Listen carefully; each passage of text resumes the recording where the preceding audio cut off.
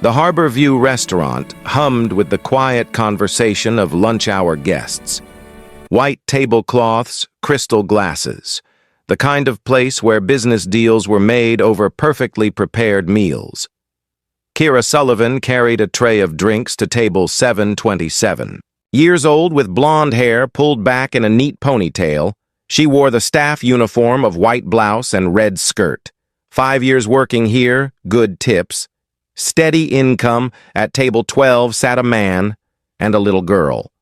The man was in his mid-30s with dark hair and a sharp gray suit. He had the look of someone important, the kind who commanded attention without trying. The little girl was maybe 5 years old with light brown hair held back by a pink clip. She wore a pale pink dress, father and daughter, clearly. But something about them seemed tense. Kira approached with menus. "Good afternoon," she said with a warm smile. The man nodded. "Thank you." The little girl looked up at Kira. Her eyes were bright, curious, but she did not speak. Kira set down the menus. The little girl pointed at the lemonade on Kira's tray, heading to another table.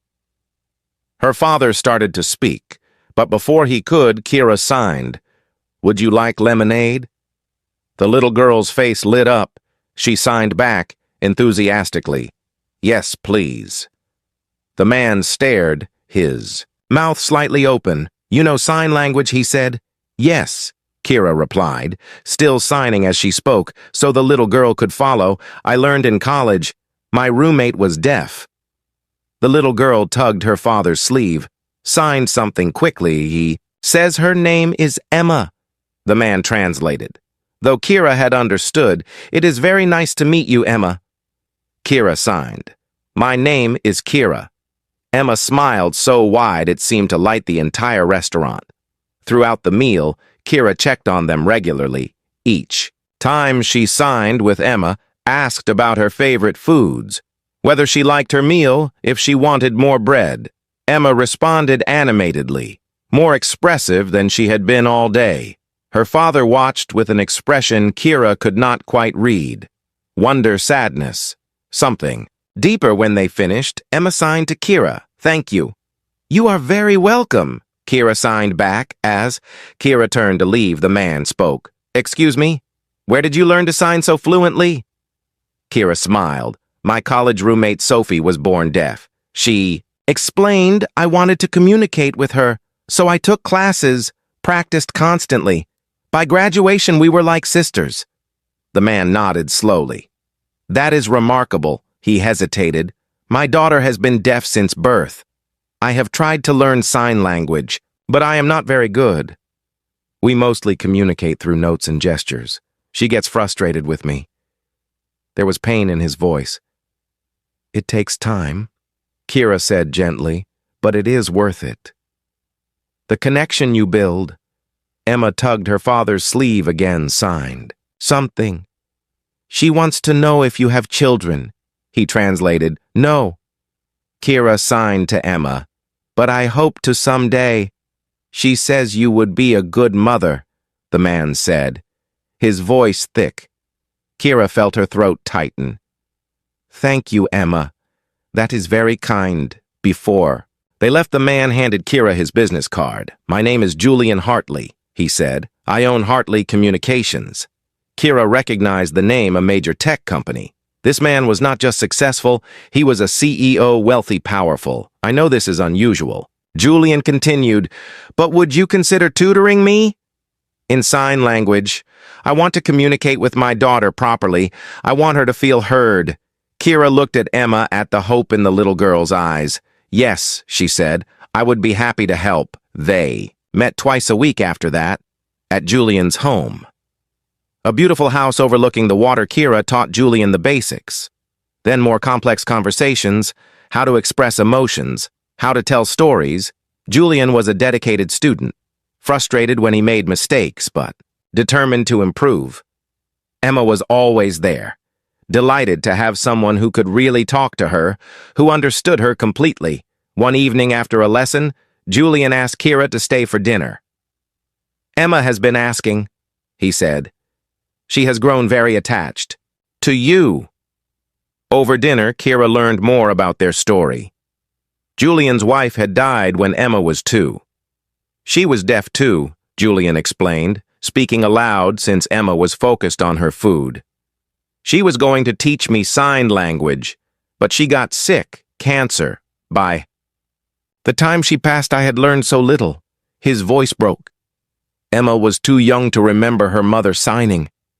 So we have been struggling ever since. I have tried, but I am so busy with work. And Emma needs more than I know how to give. Kira reached across the table, placed her hand on his. You are doing your best. That is what matters. Over the following months, Kira became a regular presence in their lives. She came for lessons 3 times a week, then 4. Then she was just there, helping, with homework, playing with Emma, teaching. Julian not just sign language, but how to connect with his daughter. One evening, Emma was asleep, and Julian asked Kira to stay. I need to tell you something, he said. Okay. When I met you at the restaurant that day, Julian began. Emma had not smiled in weeks. She was withdrawing, frustrated by our inability to communicate. I was terrified I was losing her. He looked at Kira. Then you signed to her, and I saw my daughter light up for the first time in months. Tears filled his eyes. You gave her back to me. You taught me how to reach her. You have become essential to both of us. He took Kira's hand. I am falling in love with you.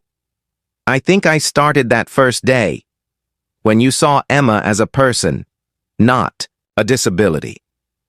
When you treated her with such natural kindness, Kira felt tears on her own cheeks. I love you too, she whispered. Both of you. Emma has become like a daughter to me. They married 6 months later. Small ceremony by the water. Emma was the flower girl. She signed, I love you, to both of them. During the vows, at the reception, Julian gave a toast. 2 years ago, I took my daughter to lunch, he said. We sat in uncomfortable silence. Unable to truly communicate, I felt like a failure. As a father, he looked at Kira. Then our waitress did something extraordinary. She signed to Emma. Not because she had to, but because she saw a little girl who needed to be heard. His voice broke. Kira, you taught me the language of my daughter's heart. You gave us the gift of understanding. You showed me that love is not just feeling. It is action. It is learning. It is choosing to bridge the gap. He raised his glass to my wife who saw what Emma needed and what I needed, who chose to help when she could have just walked away, who taught us both what family really means. Kira stood. She signed as she spoke so Emma could understand.